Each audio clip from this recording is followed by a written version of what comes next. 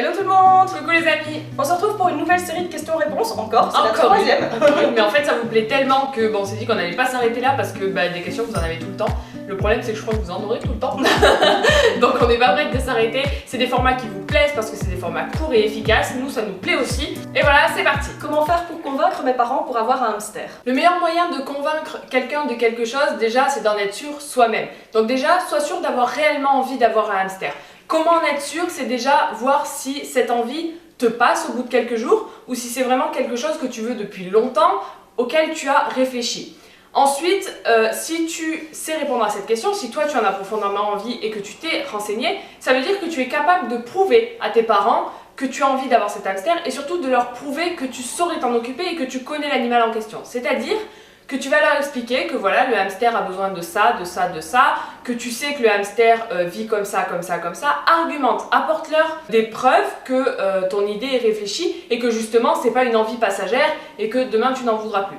Cependant, et ça c'est très important parce que lorsqu'on est jeune, on a tendance à oublier cette partie-là de la chose, mais demande aussi à tes parents pourquoi ils ne veulent pas que tu aies un hamster. Parce que peut-être qu'eux ont des raisons plus importantes qui font que tu ne peux pas avoir un hamster. Par exemple, tes parents ne veulent peut-être pas que tu aies un hamster parce qu'ils ont peut-être prévu que vous déménagiez dans les mois à venir. Ils veulent peut-être pas que tu aies un hamster parce que malheureusement votre vie actuellement fait qu'il y a trop de changements de prévus et que ce ne serait pas adapté. Peut-être qu'ils ne veulent pas que tu aies un hamster parce que financièrement ce serait trop difficile actuellement.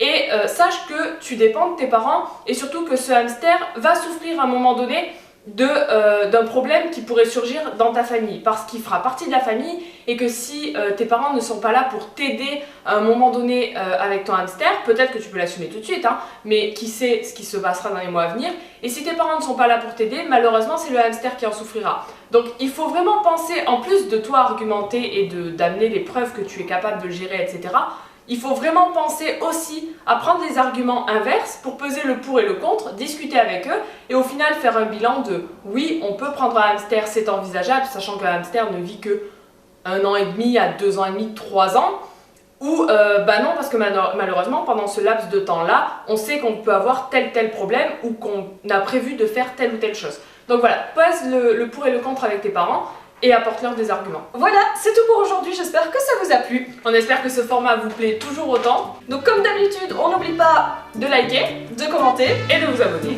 évidemment. On se retrouve très vite, ciao ciao. Ciao.